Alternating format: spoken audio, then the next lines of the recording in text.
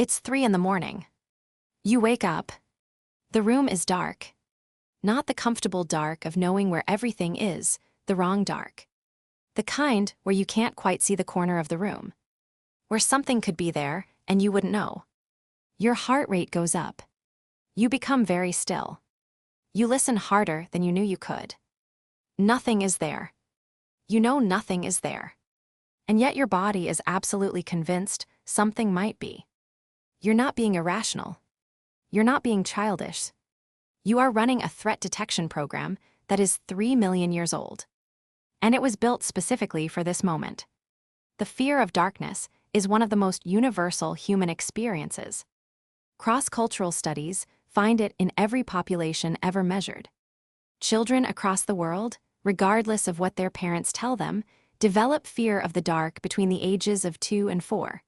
Precisely when they become mobile enough to be vulnerable to predators, but before they are old enough to fight back. This is not learned behavior.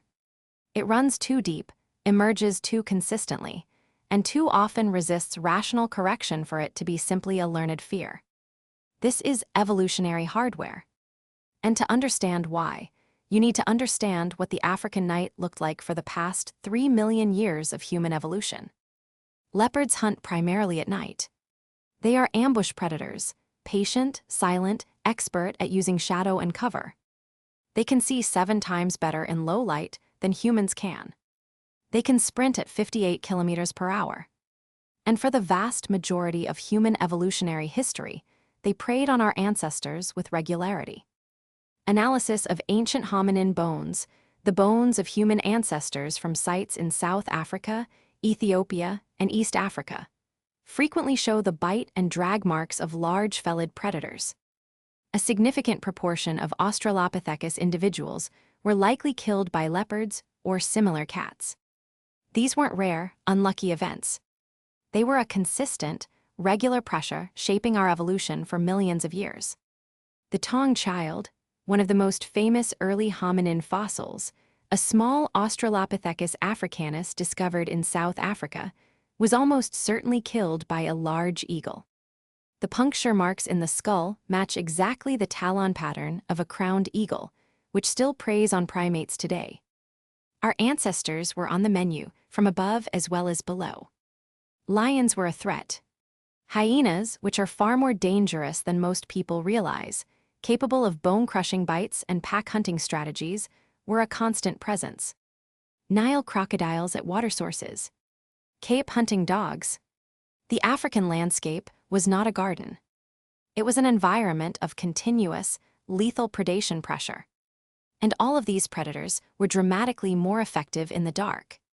The humans who survived were the ones who were more alert at night, more reactive to sounds, more unwilling to leave the firelight, more prone to a hair-trigger threat response when visibility dropped.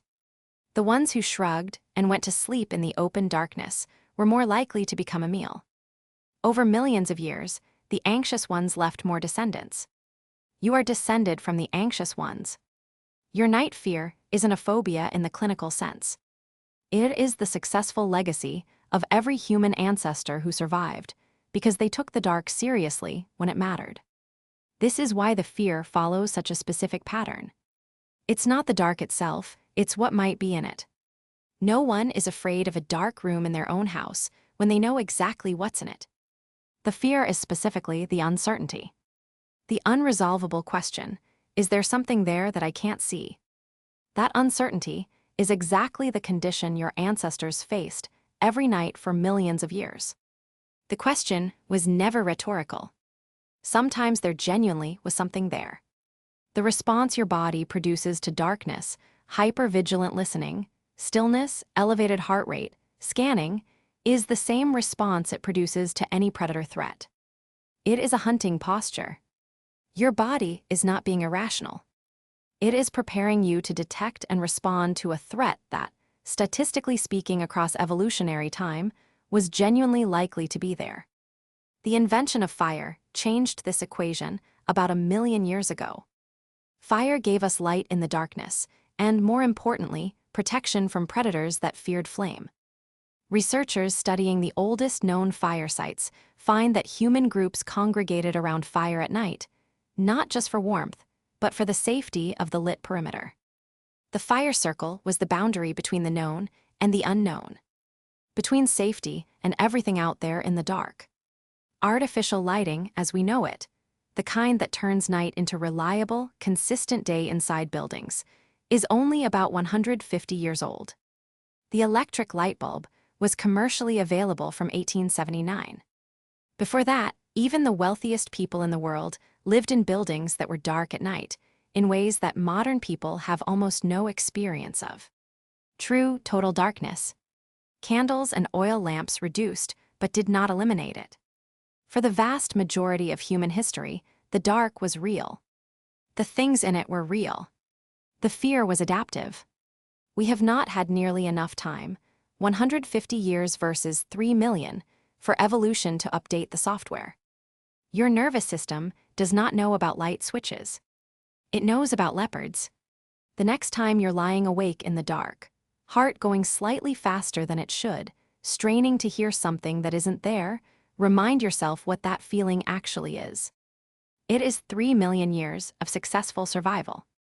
It is the accumulated experience of every human ancestor who took the dark seriously enough to still be alive in the morning. The fear is not irrational. It's ancient. And the fact that you feel it is the reason you're here.